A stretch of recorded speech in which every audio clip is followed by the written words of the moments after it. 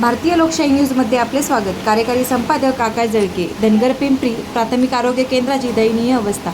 32 गावांचा जीव धोक्यात. अंबड तालुक्यातील धनगर पिंपरी येथील प्राथमिक आरोग्य केंद्राची अत्यंत वाईट अवस्था समोर आली असून संबंधित आरोग्य अधिकाऱ्यांच्या निष्काळजीपणावर गंभीर प्रश्नचिन्ह निर्माण झाले आहे. तब्बल 32 गावांच्या आरोग्याचा भार असलेल्या या केंद्रात स्वच्छतेचा पूर्ण अभाव दिसून येत आहे. आरोग्य अधिकाऱ्यांच्या दालनात धूळ साचलेली, युनिफॉर्मवर जाळी, तर संपूर्ण केंद्रात घाण आणि अस्वच्छता पसरलेली आहे. टॉयलेटची अवस्था अतिशय खराब असून अनेक वर्षे साफसफाईच न झाल्याचे चित्र आहे. कर्मचाऱ्यांच्या उपस्थितीबाबतही गोंधळ असून नोंदवहीत सह्या नसल्याचे प्रकार समोर आले आहेत. रुग्णांसाठी पिण्याच्या पाण्याची कोणतीही सोय नसून याबाबत विचारणा केल्यावर आरोग्य अधिकाऱ्यांनी जबाबदारी ग्रामपंचायतीवर ढकलल्याने संताप वाढला आहे. तसेच रात्रीच्या वेळी केंद्रात कोणीही कर्मचारी राहत नसल्याची माहिती स्थानिकांनी दिली आहे. या गंभीर परिस्थितीमुळे 32 गावातील नागरिकांच्या आरोग्याची खेळ सुरू असल्याचे स्पष्ट होत असून संबंधित अधिकाऱ्यांवर तत्काळ कारवाई करण्याची जोरदार मागणी होत आहे. सर, मला सांगा, आपल्या प्राथमिक आरोग्य केंद्रात किती कर्मचारी आहेत? टोटल पूर्ण प्रॉपर हेडक्वार्टरला 8 कर्मचारी आहेत आणि सगळे मिळून 20-25 असतील. आणि स्वच्छतेबाबत आपल्या बऱ्याचशा तक्रारी आमच्याकडे आल्या होत्या. आपला परिसर हा स्वच्छ नसतोय. आज आम्ही व्हिजिट केल्यानंतर बऱ्याचशा ठिकाणी कचरा आढळलेला आहे. तर यावर तुमची काय प्रतिक्रिया आहे? आपल्याकडं जवळपास मागील 7-8 वर्षापासून जे शिपाई पद असतात साफसफाई करण्यासाठी, ते पद रिक्त आहे. तर टोटल 4 पदं आपल्याकडे मंजूर आहेत. त्यापैकी एकही शिपाई मागील 4 वर्षापासून 5-6 वर्षापासून भरलेले नाही. तर जी काही छोटी मोठी सफाई असेल ती आम्ही स्वतः सगळे कर्मचारी मिळून करत असतो. बाकी मग जे एवढा मोठा परिसर स्वच्छ करणं म्हणजे शक्य होत नाही.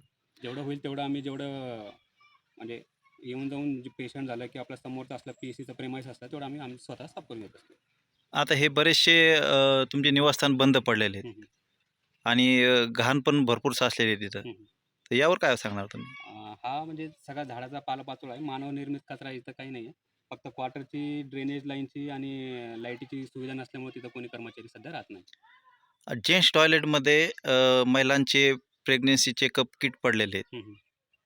तर ते चे जेंट्स टॉयलेटमध्ये कसे जातात ते? नाही, ते लेडीज लोकांनी घेऊन गेले असेल तिथं ते. कारण आपण ज्यावेळेस UPT किटसाठी त्यांना देतो प्रेग्नन्सी टेस्ट करण्यासाठी, तर ते त्यांना आपण सांगतो की इकडे आमच्या तिथं आम्ही तिथेच टाकून देतात. तर लेडीजसाठी स्पेशल टॉयलेट नाही आहेत का आहे आपल्याकडे? ना, लेडीजसाठी इकडचं आहे ना. मग लेडीजसाठी स्पेशल आहेत, तर मग लेडीज जेंट्स टॉयलेटमध्ये काय करतात? ते गेले असतील, त्याला आम्ही काही सांगत नाही. पण दोघांसाठी वेगवेगळे. लेडीज टॉयलेट चालू आहे का? हो, चालू आहे. आमच्याकडं आमच्या निदर्शनात असं आलेलं आहे, आमच्याकडे जिओ टॅगिंग फोटो आहेत.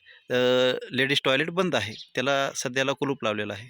नाही, तुम्ही तिकडचं बघितलं असेल. ते तर चोकअप झालं असल्यामुळे मी तिथं कुलूप लावलं.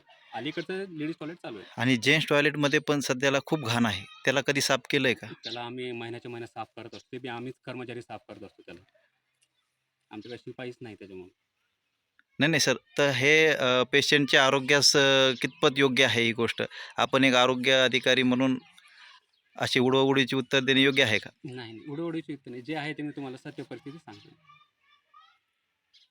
क्वार्टरला राहतो. आमचे एक सिस्टर पण इथं असतात नाईटला, त्याच्यामुळं काही अडचण येत नाही. शिपाई जरी नसला तरी आमच्यातल्या एक कर्मचाऱ्यांची आळीपाळीनं आम्ही ड्युटी लावलेली आहे, जे की लावता येत नाही. पण एक इमर्जन्सीला म्हणून आम्ही इथं थांबत असतो. पेशंटच्या पाण्याची काय अवस्था आहे? पेशंटच्या पाण्याची ग्रामपंचायतींमधून तर आम्हाला काही नळ नाही. फक्त एक बोअरचं पाणी वापरण्यासाठी आम्हाला तेवढं पाणी अवेलेबल आहे. आणि आत्ताच्या येणाऱ्या RKSमधून आम्ही एक पाणी फिल्टरमध्ये हे पाणी आम्ही शुद्ध करून पिण्यासाठी ठेवू शकतो. तर मग एखाद्या पेशंटला जर इमर्जन्सीचं पाणी जर लागलं त्याला, तर मग कसं त्याचं? आता जार मागून घेतो असतो आम्ही. आणि ज्यावेळेस फॅमिली प्लॅनचा प्रोग्राम असतो त्यावेळेस आम्ही जार तिथं मागून घेतो, जेणेकरून पिण्याच्या पाण्याचं काही एवढं होणार नाही. क्लर्क आहे पण चालू आहे का? साळवे यांची हे नाहीये, साईन आमच्या नाहीये. निदर्शनात असं आलं होतं की तुमचं हाजरी मास्टर बघितलं आम्ही, त्याच्यावरती तुमचे जे कर्मचारी आहेत साळवे म्हणून, त्यांची आता वाढलेले आहेत 3.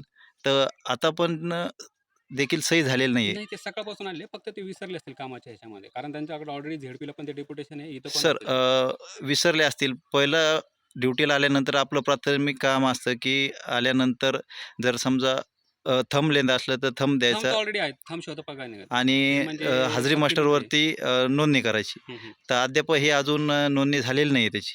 पण तसं बी आम्ही मस्टर आपलं बायोमेट्रिक अटेंडन्सनुसारच आम्ही पेमेंट वगैरे काढत असतो. हे फक्त सपोर्टिव्ह डॉक्युमेंट आहे. याचं काही नाही एवढं. तर तुम्ही आज चेक केलं का सही झालेली आहे की नाही झालेली? नाही चेक नाही केलं. सहा पण मी कर्मचारी- संध्याकाळी 5 वाजेवर सगळ्यांची मी रिटर्न अटेंडन्स घेत असतो. जर समजा आता 5 वाजता जर एखादा कर्मचारी येऊन सही करत असला तर त्याला हा, दिवसाचा नोटीस. पगार देतात? नाही, नाही नोटीस देतो आपण. खुलासा मागून घेतो असतो आपण.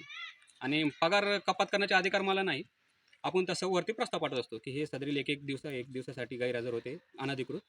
त्यामुळे पुढील प्रस्ताव. आजपर्यंत किती जणांना असे प्रस्ताव दिलेले आहेत? माझ्याकडे 4 महिने झाला माझ्याकडे आला. त्याच्यामुळं मी तर माझ्या निदर्शनात तर अजून तर काही झालं नाही असं. 4 महिन्यात एकही केस आपल्याकडे आलेली नाही का? आपलं नाव सर?